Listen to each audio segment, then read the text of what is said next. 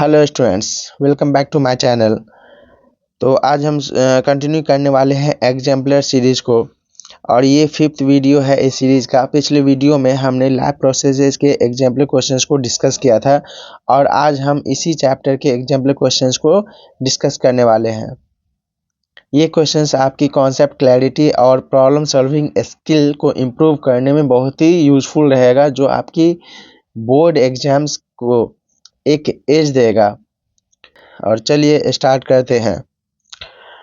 Question number 61 कह रहा है कि name the energy currency in the living organism. ठीक है, इसमें पूछ रहा है कि एनर्जी करेंसी जो है लिविंग ऑर्गेनिज्म में कौन सा होता है। That we know. ठीक है, एटीपी को जो है एनर्जी करेंसी कहा जाता है या फिर एनर्जी कैरियर भी कह सकते हैं। ATP means adenosine triphosphate, right.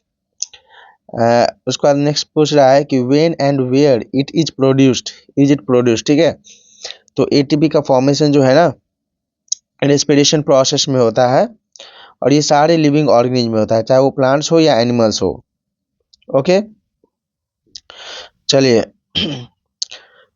Next question number 62 what is the common for castor ticks and leeches. ठीक है, castor ticks and leeches these are parasites. ठीक है, ये जो सो न्यूट्रिशन जो है सो पैरासाइट्स मतलब दूसरे ऑर्गेनिज्म से गेन करता है और उसको हार्म करता है।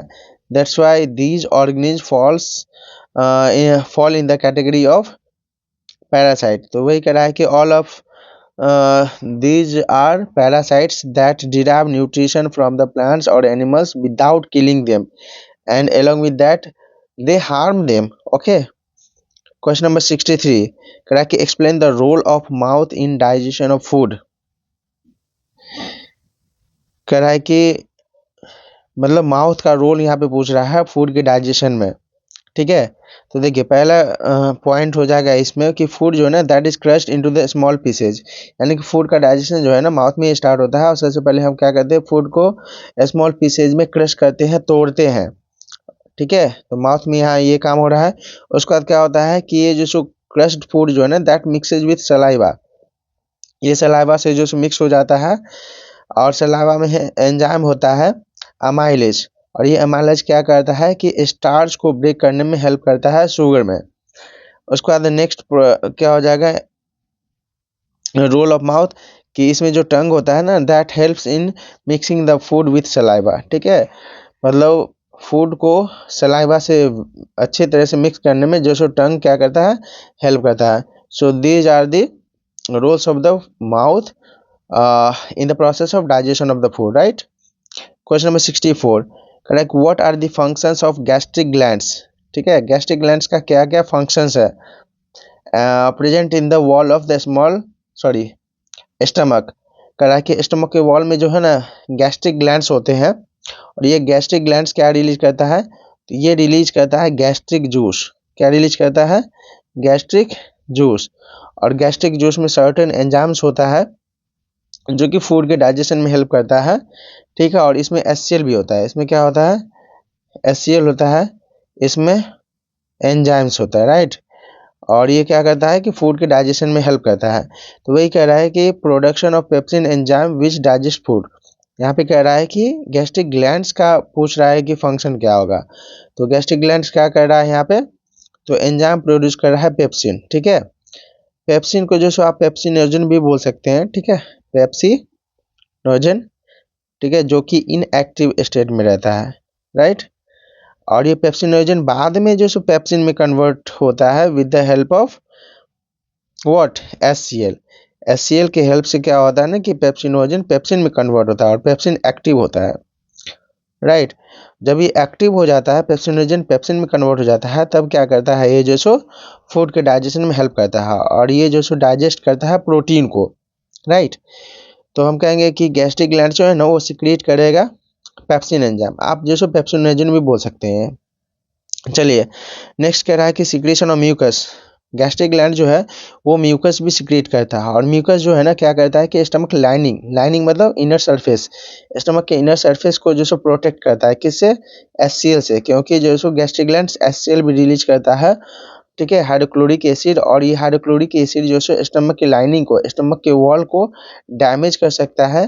तो HCl से प्रोटेक्ट करता है म्यूकस, और म्यूकस सीक्रेट किया जाता है गैस्ट्रिक ग्लैंड से ही, राइट।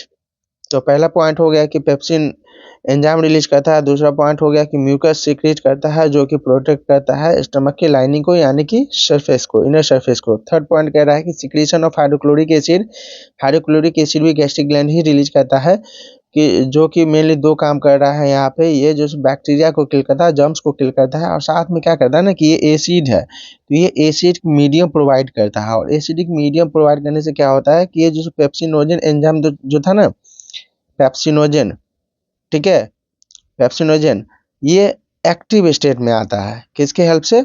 तो हाइड्रोक्लोरिक एसिड से पेप्सिनोजन जो है ना एक्टिव होता है एसिडिक मीडियम में, तभी ये जो है क्या कर सकता है, फूड के को डाइजेस्ट कर सकता है। जब तक एसिडिक मीडियम नहीं मिलेगा तो पेप्सिनोजन जो है ना वो पेप्सिन में कन्वर्ट नहीं हो पाएगा। जब तक पेप्सिन में नहीं कन्वर्ट होगा तब तक वो प्रोटीन को डाइजेस्ट नहीं कर सकता है। तो HCl जो है ना हाइड्रोक्लोरिक एसिड क्या कहता है, एसिडिक मीडियम प्रोवाइड करता है, जिससे पेप्सिनोजन पेप्सिन में कन्वर्ट होता है, और तब ये पेप्सिन जाके जो है सो प्रोटीन के डाइजेशन में हेल्प करता है। क्वेश्चन नंबर 65, सॉरी इसमें जो सो डेटा मिसिंग है, कॉलम एंड कॉलम बी जो है सो डायरेक्ट आंसर आ गया है।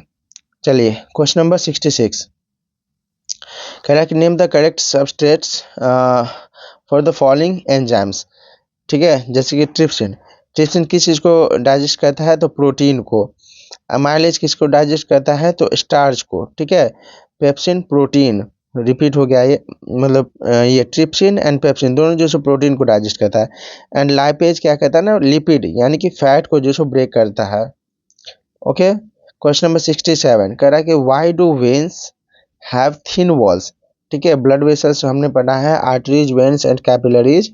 तो इसमें कह रहा है कि वेन जो है ना इसका वॉल जो है थिक होता है as compare to arteries. Artery का वॉल क्या होता है ना, थिक वॉल होता है। कैसा वॉल होता है, थिक वॉल होता है। तो बोल रहा है कि क्यों, ऐसा क्यों, वाई? तो देखिए क्या होता है ना कि आर्टरी जो होता है ना वो कैरी करता है ब्लड को, और ये इसमें जो ब्लड फ्लो कर रहा था ना वो अंडर हाई प्रेशर रहता है। हाई प्रेशर को सस्टेन करने के लिए, झेलने के लिए क्या होता है ना कि इसका वॉल जो से थिक होता है और इलास्टिक रहता है। और इसमें हाई प्रेशर क्यों होता है, क्योंकि हार्ट जो है ना ब्लड पंप करता है और पंप करके आर्टरी में ही भेजता है। तो उसके कारण क्या होता है कि ब्लड अंडर हाई प्रेशर रहता है आर्टरीज में। इस और प्रेशर को सस्टेन करने के लिए इसका वॉल जो है होता है, क्या होता है, मोटा होता है, थिक होता है, इलास्टिक वॉल होता है।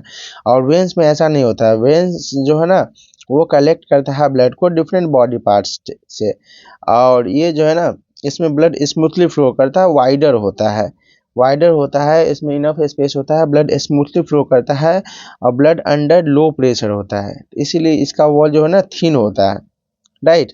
और इसमें जो सो वाल्व्स भी होता है, वाल्व्स इसीलिए होता है ताकि जो सो बैकफ्लो को रोका जा सके, बैकफ्लो ना हो, यानी कि ब्लड जो है ना पीछे की तरफ मूव ना करे, तो ये एश्योर करता है valves, right. Question number 68, question number 68 में क्या कर रहा है कि what will happen if platelets were absent in the blood, ठीक है, ब्लड में अगर प्लेटलेट्स एब्सेंट हो जाएगा तो क्या होगा। देखिए प्लेटलेट्स जो है ना वो ब्लड क्लॉटिंग में हेल्प करता है, किसमें हेल्प करता है, help in clotting of blood,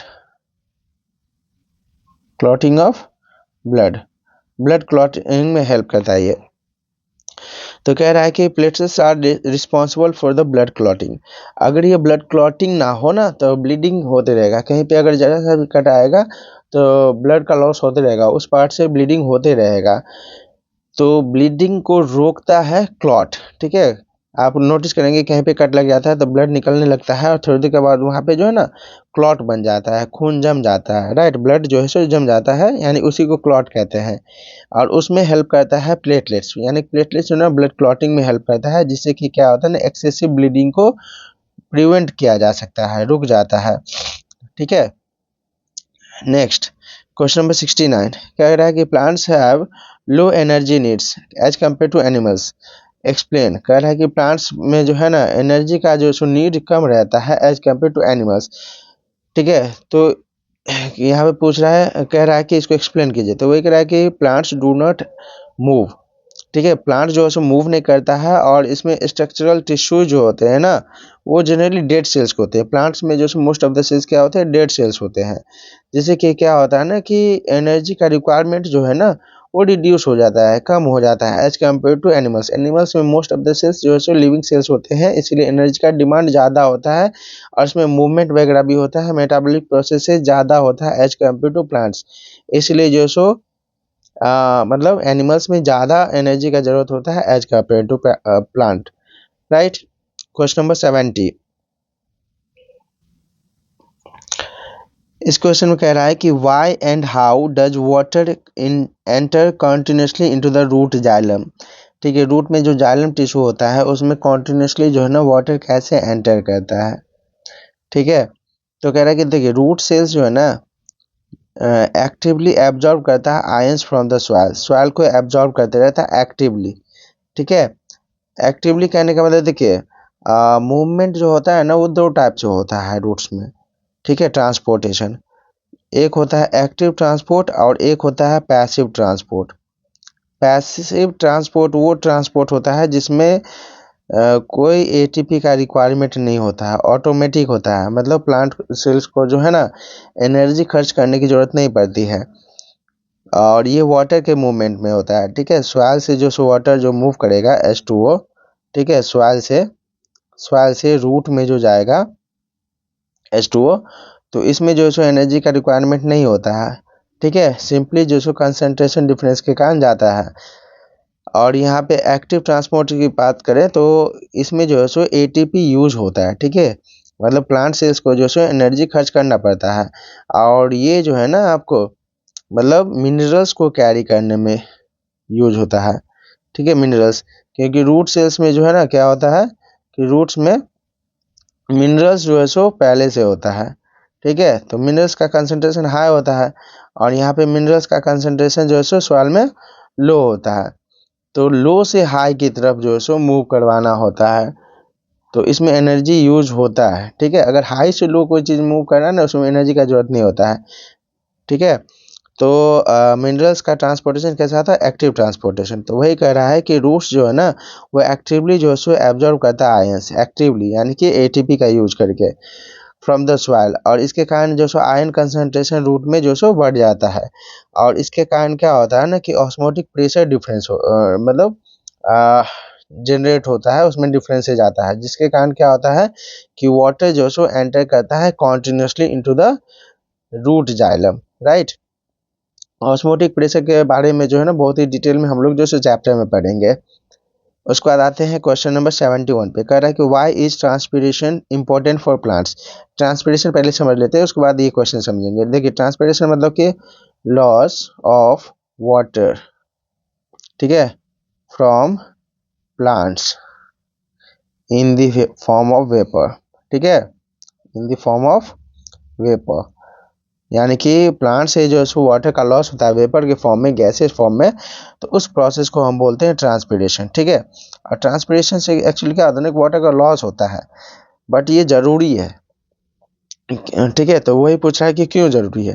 तो एक्चुअली ट्रांसपिरेशन जब होता है ना तो ये हेल्प करता है एब्जॉर्प्शन में एंड अपवर्ड मूवमेंट में वाटर एंड मिनरल्स। क्या होता है कि रूट जो है ना, देखिए ये प्लांट है, ठीक है, रूट है और ये वाटर जो एब्जॉर्ब किया तो वाटर ऊपर तक मूव करेगा, राइट। तो ऊपर तक मूव करने में जो है ना ट्रांसपिरेशन हेल्प करता है। एक्चुअली क्या होता है कि ट्रांसपिरेशन के कारण वाटर का लॉस हुआ, वाटर का लॉस हुआ तो अपर पार्ट में क्या होता है ना कि लो प्रेशर जनरेट होता है। ठीक है, लो प्रेशर जनरेट हुआ, अंदर हाई प्रेशर है वाटर का, तो क्या होगा कि वाटर का मूवमेंट होगा हाई प्रेशर से लो प्रेशर की तरफ, ऊपर की तरफ मूव हो रहा है। ठीक है, मतलब ये एक तरह का पुल जनरेट करता है और वाटर जब ऊपर की तरफ मूव करेगा तो उसमें जो मिनरल्स डिजॉल्व है वो भी ऊपर की तरफ मूव करेगा। तो ट्रांसपिरेशन क्या कर रहा है कि ये हेल्प करता है एब्जॉर्प्शन में, वाटर के एंड मिनरल्स के एब्जॉर्प्शन एंड अपवर्ड मूवमेंट में हेल्प करता है। सेकेंड कह रहा है कि ये प्रिवेंट करता है over heating of the plants. क्या होता है कि जब वाटर का जो लॉस हुआ तो ये आसपास के एयर में मिक्स हो जाता है और ये हीट को एब्जॉर्ब कर लेता है और क्या कहता है कि इसके आसपास के एटमॉस्फेयर को कूल कर देता है, जिससे कि प्लांट्स का पार्ट जो है ना वो ओवर हीट नहीं हो पाता है। ठीक है, एकदम कूलिंग इफेक्ट जनरेट करता है। इस रीजन से क्या होता है कि ट्रांसपिरेशन जो है ना that is important for the plants, right. अब नेक्स्ट क्वेश्चन देख लेते हैं। कह रहा है कि how do leaves of the plants help in excretion. कह रहा है कि लीव्स जो है ना एक्सक्रीशन में कैसे हेल्प करता है, मतलब कि जो हार्मफुल वेस्ट है उसको रिमूव करने में लीव्स जो है से कैसे रोल प्ले करता है, राइट। तो कह रहा है कि देखिए मेनी प्लांट जो है ना वो स्टोर कर लेता है वेस्ट मटेरियल को, मतलब in the vacuoles of mesophyll cells and epidermal cells, जो कि लीव्स में होता है मेनली, ठीक है। तो लीव्स में जो सो mesophyll cells and epidermal cells होता है, इसके वैक्यूल्स में बहुत सारा वेस्ट मटेरियल जो है ना वो स्टोर हो जाता है।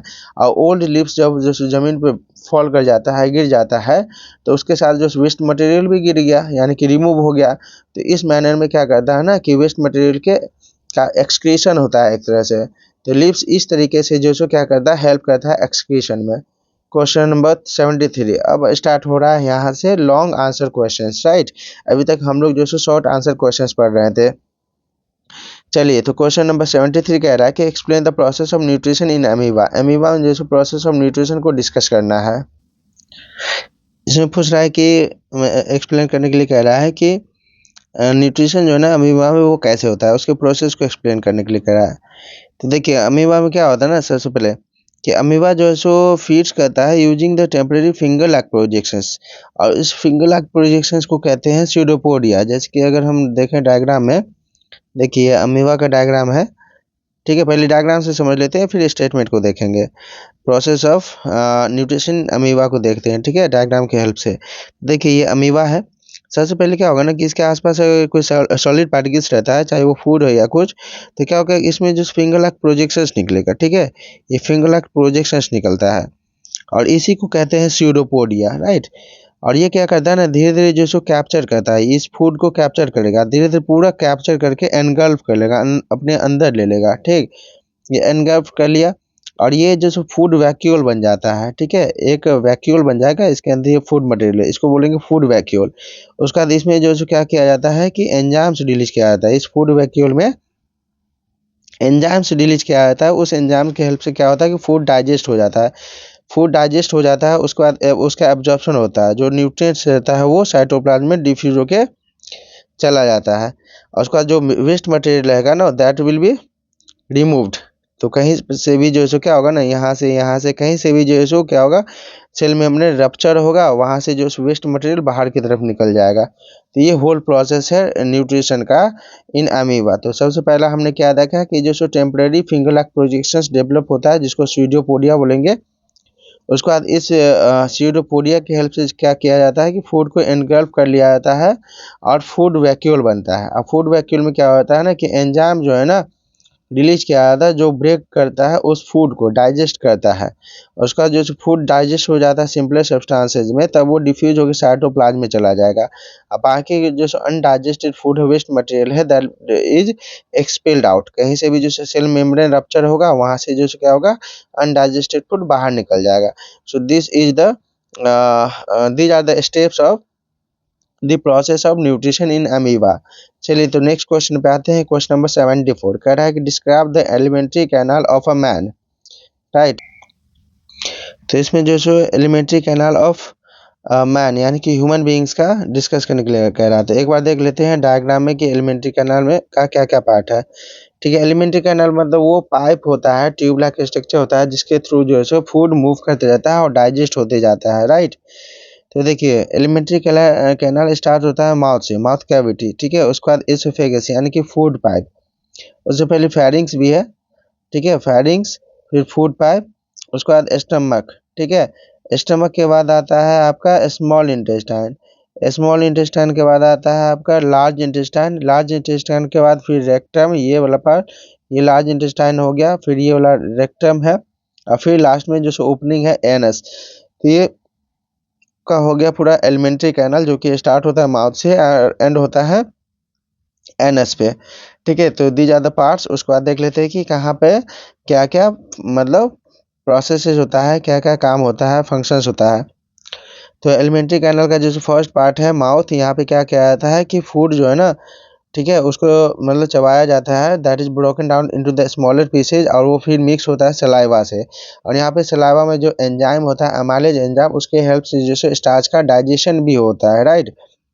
उसका जैसे फूड मूव करता है एसोफेगस में थ्रू द फेरिंग्स, और एसोफेगस में क्या होता है ना कि पेरिस्टाल्टिक मूवमेंट होता है, मतलब वेव लाइक मूवमेंट होता है, जिसके हेल्प से जो फूड आगे की तरफ मूव करता है और जाता है स्टमक में। और स्टमक में पहुंचने के बाद इसका क्या होता है, ब्रेक डाउन होता है, फूड का फर्दर डाइजेशन होता है, प्रोटीन का मेनली, ठीक है, with the help of pepsin enzyme and hydrochloric acid, जो कि गैस्ट्रिक जूस जो रिलीज होता है ना स्टमक में, उसमें प्रेजेंट रहता है, वो फूड मतलब प्रोटीन के डाइजेशन में हेल्प करता है। जब पार्शियली डाइजेस्ट हो जाता है स्टमक में फूड, तो वो फिर मूव करता है स्मॉल इंटेस्टाइन में। स्मॉल इंटेस्टाइन में जो है डाइजेशन कंप्लीट होता है, और फिर जो है क्या किया जाता है कि एब्जॉर्प्शन भी होता है। यहाँ पे जो है विली की हेल्प से जो है फूड का एब्जॉर्प्शन होता है, और वो फूड एब्जॉर्ब फूड जो है क्या कर दिया जाता है कि ब्लड में जो है डिफ्यूज हो जाता है। ब्लड फिर उसको पूरे बॉडी पार्ट में क्या करता है, कैरी करता है। उसके बाद जो है अनडाइजेस्टेड फूड जो है ना, वो जाता है लार्ज इंटेस्टाइन में। यहाँ पे जो वाटर का जो है क्या होता है, एब्जॉर्प्शन होता है। उसके बाद अनडाइजेस्टेड फूड जो होता है ना, उसको हम बोल देंगे फीसेस, फीकल मैटर।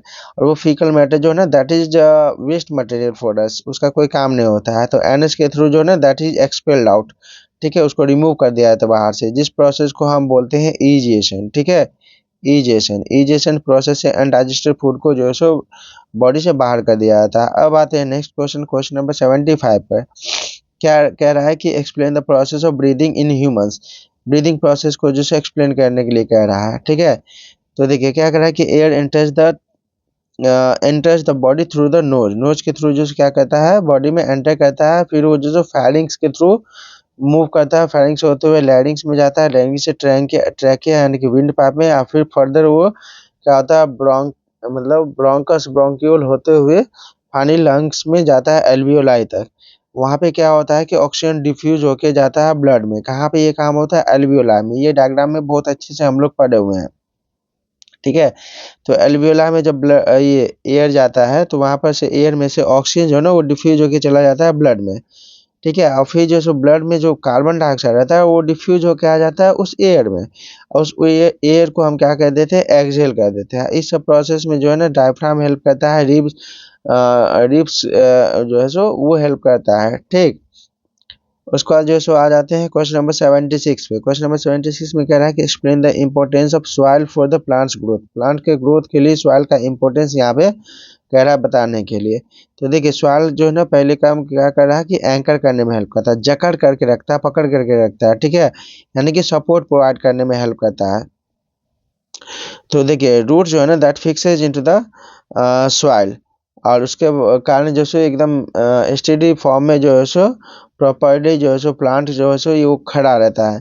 उसके बाद न्यूट्रिएंट सप्लाई करता है, सॉइल से ही क्या होता है, न्यूट्रिएंट सारा का सारा मिलता है प्लांट्स को रूट के थ्रू, ठीक है। तो वही कह रहा है कि provides essential minerals like nitrogen, phosphorus etcetera to the plant, ठीक है। ये कौन कर रहा है, सॉइल कर रहा है। सॉइल जो है न्यूट्रिएंट्स प्रोवाइड कर रहा है। नेक्स्ट है वाटर सप्लाई। सॉइल में जो सॉइल पार्टिकल्स के बीच में जो वाटर रहता है वो मूव करता है प्लांट में, ठीक है, यानी कि एक तरह से वाटर भी प्रोवाइड करता है प्लांट को उसके सर्वाइवल के लिए और अदर प्रोसेसेस के लिए, राइट।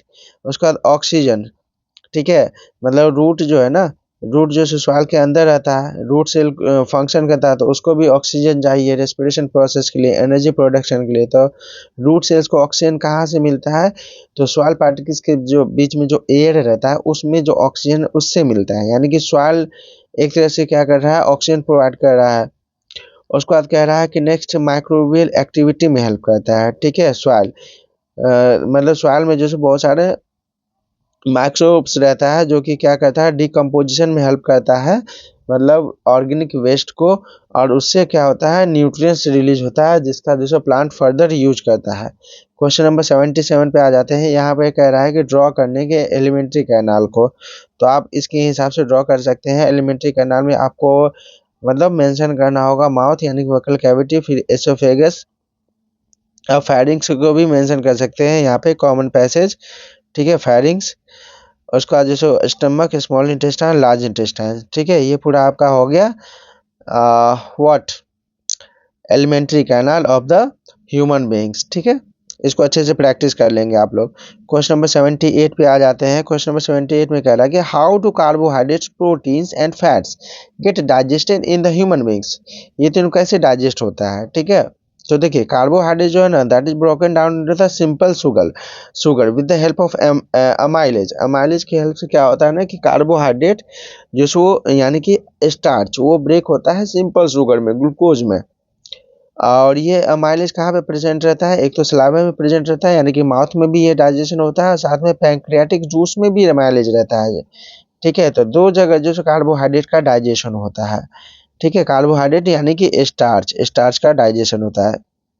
नेक्स्ट कह रहा है प्रोटीन। प्रोटीन का डाइजेशन कहाँ पे होता है, तो स्टमक में होता है एंड स्मॉल इंटेस्टाइन में होता है। स्टमक में होता है पेप्सिन एंजाइम के हेल्प से, जो कि रहता है आपका पैंक्रियाटिक जूस में। पैंक्रियाज जो रिलीज करता है ना पैंक्रियाटिक जूस, उसमें पेप्सिन एंजाइम रहता है। तो पेप्सिन क्या करता है, प्रोटीन को ब्रेक करता है।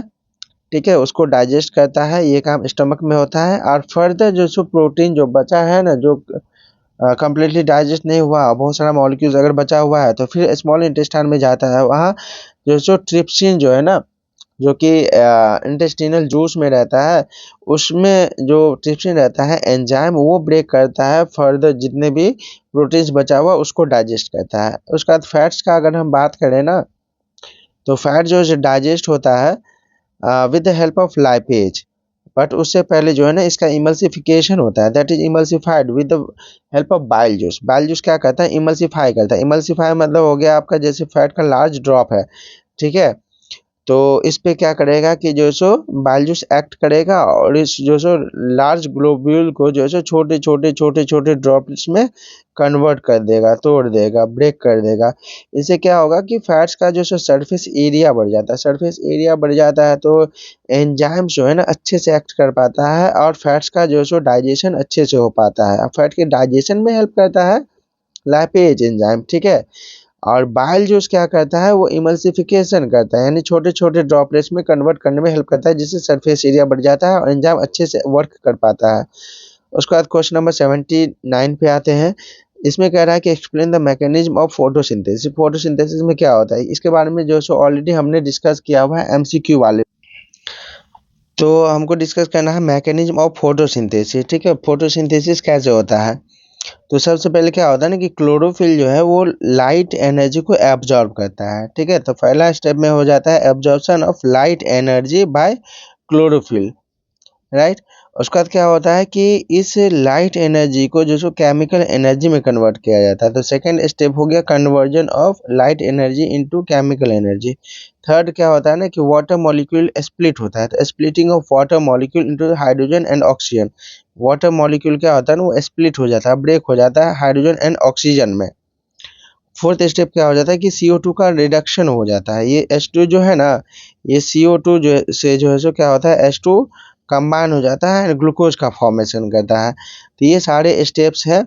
ठीक है, फोटोसिंथेसिस का सबसे पहला स्टेप्स हो गया एब्जॉर्प्शन ऑफ लाइट एनर्जी, यहाँ पे एनर्जी मिसिंग है। उसका सेकंड हो जाएगा conversion of that light energy into chemical energy. फिर जो है सो वाटर मॉलिक्यूल स्प्लिट होगा हाइड्रोजन और ऑक्सीजन में, और फिर ये हाइड्रोजन जो है सो क्या करेगा, कार्बन डाइऑक्साइड से जो कंबाइन हो जाएगा ग्लूकोज बना लेगा। तो ये आपका फाइनल हो गया, तो ग्लूकोज बना एंड ऑक्सीजन रिलीज हुआ। यही तो होता है ना कि ग्लूकोज का फॉर्मेशन होता है एंड ऑक्सीजन रिलीज होता है किसमें, फोटोसिंथेसिस प्रोसेस में। So these are the steps of the photosynthesis. Next question पे आता है क्वेश्चन नंबर 80 पे। इसमें कह रहा है कि explain the 3 pathways of break down in the living organism. ठीक है, ब्रेक डाउन जो होगा लिविंग ऑर्गेनिज्म में उसका 3 पाथवे कर रहा है कि यहाँ पे डिस्कस करने। तो देखिए क्या क्या पाथवे हो सकता है। तो पहला है एरोबिक रेस्पिरेशन। ठीक है, सबसे पहले क्या होगा ना कि पायरुवेट जो है ना that is broken into the CO2 and H2। देखिए पायरुवेट पहले समझ लेते हैं। ग्लूकोज जो है ना बच्चा, ग्लूकोज सबसे पहले जो सो ब्रेक होता है छोटे से मॉलिक्यूल में, स्मॉलर मॉलिक्यूल में, जिसको हम बोलते हैं पायरुवेट, राइट। क्या बोलते हैं, पायरुवेट, या फिर इसी को बोलेंगे पायरुविक एसिड। तो पायरुवेट या पायरुविक एसिड में कन्वर्ट होगा। ये होना ही होना है, चाहे कोई भी लिविंग ऑर्गेनिज्म हो, रेस्पिरेशन में होना ही होना है। एरोबिक हो एनएरोबिक हो उससे मतलब नहीं है, ये प्रोसेस होगा ही होगा। इस प्रोसेस में ऑक्सीजन का जरूरत नहीं पड़ता, और ये कहाँ पे होता है, इट अकर्स इन साइटोप्लाज्म। ठीक है, ये प्रोसेस होगा ही होगा। और इसके बाद पायरुवेट जो है ना वो ब्रेक होता है। तो अलग अलग ऑर्गेनिज्म में अलग अलग जो है सो प्रोडक्ट में कन्वर्ट हो जाता है ये पायरूवेट। बट पायरूवेट का फॉर्मेशन हर एक लिविंग ऑर्गेनिज्म में होगा, इट इज मैंडेटरी, ठीक है, मैंडेटरी है ये। तो एरोबिक रेस्पिरेशन में क्या होगा कि जो पायरूवेट जो है ना, जो बना था वो ब्रेक हो जाएगा CO2 एंड H2O में, ठीक है। और ये किस में हो रहा है, प्लांट्स एनिमल सारे में हो रहा है अगर एरोबिक रेस्पिरेशन हो रहा है तो। कार्बन डाइऑक्साइड एंड वाटर का फॉर्मेशन हो रहा है और एनर्जी का प्रोडक्शन हो रहा है। और एरोबिक रेस्पिरेशन हमेशा याद रखिएगा कि कहाँ पे होता है, तो माइटोकॉन्ड्रिया में होता है, ठीक है, ये प्रोसेस माइटोकॉन्ड्रिया में हो रहा है। उसके बाद अगर एनएरोबिक रेस्पिरेशन की बात करें, ठीक है, अगर एनिमल में हो रहा है तो एनएरोबिक रेस्पिरेशन एनिमल्स में मेनली जो है ना मसल सेल्स में होता है। और अगर एनिमल में हो रहा है तो क्या होगा, इसमें लैक्टिक एसिड बनेगा, यानी कि पायरुविक एसिड जो है ना, जिसको हम पायरुवेट भी कहते हैं, वो ब्रेक होगा लैक्टिक एसिड में। ये एनिमल की बात कर रहे हैं। अगर प्लांट में एनएरोबिक रेस्पिरेशन हो रहा है या फिर माइक्रोब्स में जैसे कि यीस्ट में हो रहा है, तो इसमें बनेगा इथेनॉल एंड कार्बन डाइऑक्साइड, ठीक है, ये याद रखना है। एनिमल में लैक्टिक एसिड बनता है एंड प्लांट या फिर माइक्रोब्स है तो उसमें क्या बनेगा आपका, इथेनॉल, यानी कि इथाइल अल्कोहल, जिसका फॉर्मूला होता है C2H5OH, ये बनेगा और प्लस कार्बन डाइऑक्साइड रिलीज होगा।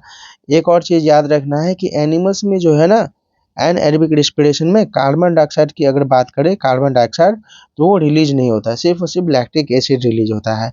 आइए नेक्स्ट क्वेश्चन पे आते हैं। नेक्स्ट क्वेश्चन कह रहा है कि describe the flow of blood through the heart of the human beings, ठीक है, हार्ट से जो कैसे फ्लो करता है, ठीक है, इसके बारे में देख लेते हैं। तो सबसे पहले कह रहा है कि डीऑक्सीजनेटेड ब्लड जो है ना from the body इंटर्स the right atrium, ठीक है, अगर हम इसको हार्ट मान लेते हैं, 4 चैम्बर है, तो डीऑक्सीजनेटेड ब्लड जो है वो आता है आपका राइट एट्रियम में, ठीक है, and moves into the right ventricle, फिर ये राइट वेंट्रिकल में आता है। एंड राइट वेंट्रिकल से क्या होता है ना कि ये पंप कर दिया जाता है लंग्स में, ठीक है, कहाँ पंप कर दिया जाता है, लंग्स में। और लंग्स में यहाँ पे क्या होता है कि ऑक्सीजनेशन होता है, यानी कि कार्बन डाइऑक्साइड रिमूव होता है, ऑक्सीजन ऐड हो जाता है, तो ब्लड हो जाता है ऑक्सीजनेट। ऑक्सीजनेट होने के बाद वो ब्लड कहाँ आ जाता है, तो लेफ्ट एट्रियम में। वही कह रहा है कि ऑक्सीजनेटेड ब्लड जो है ना वो लंग्स से आ जाता है लेफ्ट एट्रियम में, लेफ्ट एट्रियम से लेफ्ट वेंट्रिकल में, लेफ्ट वेंट्रिकल से फिर बॉडी पार्ट में, कहाँ जाएगा, बॉडी पार्ट्स, ठीक है, बॉडी पार्ट्स में आया, बॉडी पार्ट्स में जो सो ऑक्सीजन सप्लाई करेगा, कार्बन डाइऑक्साइड कलेक्ट करेगा, फिर डीऑक्सीजनेट हो जाएगा, डीऑक्सीजनेटेड ब्लड फिर जाएगा राइट एट्रियम में। तो कुछ इस तरीके से जो सो क्या होता है कि ब्लड का सर्कुलेशन होते रहता है। क्वेश्चन नंबर 82, इसमें कह रहा है कि describe the process of urine formation, ठीक है, यूरिन फॉर्मेशन जो होता है ना किडनी में, जो नेफ्रॉन करता है, तो उस प्रोसेस को यहाँ पे कह रहा है डिस्क्राइब करने के लिए, ठीक है। तो यहाँ पे आप लोग जो है ना जब इसकी चर्चा करेंगे तो यहाँ पे जो सो डायग्राम भी मेंशन कीजिएगा, ठीक है। देखिए जहाँ पे भी जो सो डायग्राम का मतलब रहेगा ना रिलेटेड, कोई भी डायग्राम अगर रिलेटेड है तो आप डायग्राम बना ही दिया कीजिए, चाहे क्वेश्चंस बोले या ना बोले, इट मेक्स योर आंसर मतलब इफेक्टिव, ठीक है, अदर्स के कंपैरिजन में आपका आंसर बेटर होगा अगर आप जो सो डायग्राम मेंशन करते हैं तो। चलिए तो यूरिन फॉर्मेशन को हम देख लेते हैं। तो सबसे पहले होता है फिल्ट्रेशन, मतलब ब्लड जो है ना वो फिल्टर होता है ग्लोमेरुलस में, ठीक है, और ये काम कहाँ पे होता है, ग्लोमेरुलस में, मतलब नेफ्रॉन में, बोमेंस कैप्सूल में।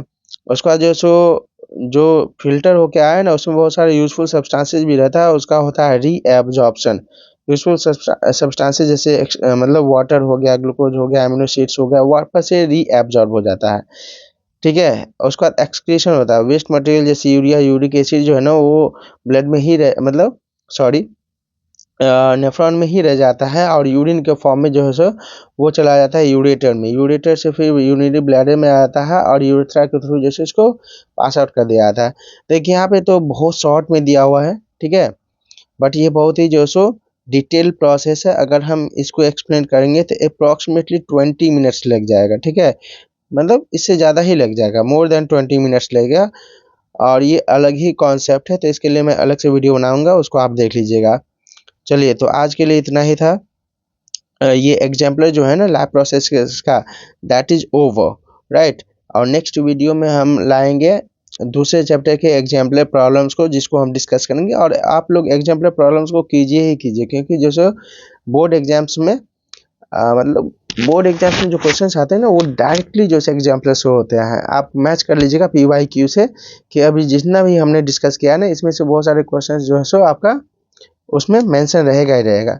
सो लास्ट तक देखने के लिए आपका बहुत बहुत थैंक्स। ओके, ऐसे ही जो सो बने रहिए और बहुत सारी यूज़फुल वीडियो जो है हम लाते रहेंगे। Thank you.